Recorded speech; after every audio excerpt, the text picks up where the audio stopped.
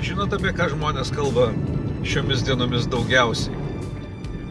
Su tais, su kuriais aš susiduriu arba su kuriais bendrauju. Ne darbo reikalais. Arba net ir darbo reikalais, kai būna pradžioje apie orą pasikalbė truputėlį, apie kažkokius ten bendrus interesus, futbolą kokį ar ten krepšinį.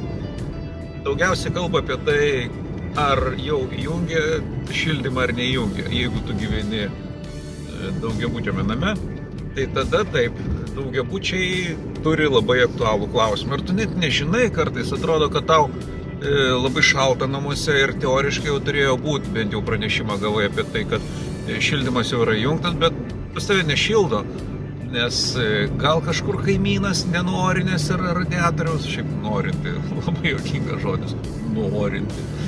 Tai va, tai apie šilumą mes kalbame daug ir aišku, mano name atėjo metas apie tai ne vien tik tai kalbėti ir susimastyti, tačiau realiai veikti. Aš vykstu į Kauną, dabar pro Alytų kaip tik važiuoju į Kauną tiesiai į Celsį, ten yra didelis pasirinkimas šildymo sistemos, aš dar nesu apsisprendęs, ką daryti. Lyg ir dujomis planavau iš pradžių. Paskui buvo versija, kad gal ten užteks mums tik tai pečiaus ir židinio, bet ne. Tai reikia išsirinkti kažką ir aš važiuoju į Celsį, į Kauną ir ten aš pabandysiu priimti sprendimą, kas tiktų mūsų namui geriausiai.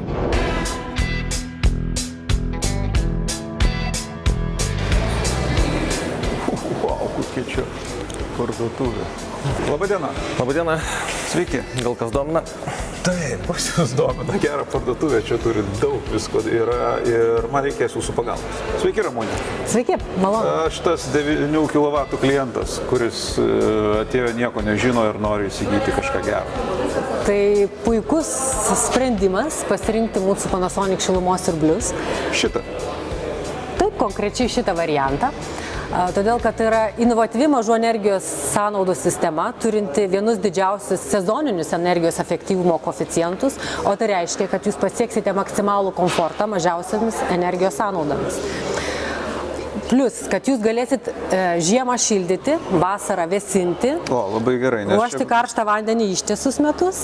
Taip. Ir jeigu bus poreikis, galima vėdinti su papildomu priedu, vėdinimo įrenginius rotaciniu rekuperatoriumi, užtikrinti šviežio oro patekimą į patalpas. Bus paprasta jį valdyti, todėl kad mes turime lietuvišką meniu, paprastas meniu, suprantamas vartotojui.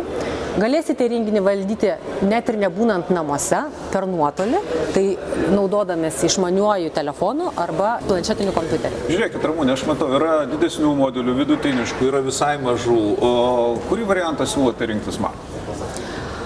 Aš siūlau rinktis all-in-one įrenginį, tai yra įrenginį viskas viename, su integruotu boileriu ir visais reikiamais hidraulikos komponentais viduje. Šis įrenginys susidarys iš 2 dalių, iš vidinės dalies, tai ką matome čia, ir išorinės dalies, kuri montuos lauke. Gerai, aš turiu užduoti klausimą. Aš girdėjau tokį mitą apie tai, kad prie didelių šalčių Lietuvoje oras, vanduo neveiks. O mes norim sugriauti jums šitą mitą.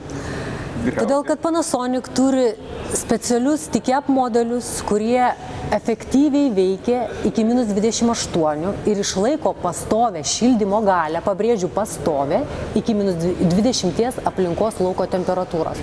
Tai reiškia, kad šilumos siurblys veiks iki -20 be elektrinio teno pagalbos. Dar aš norėjau patikslinti, o kiek asmenų naudosis dušu, vonia?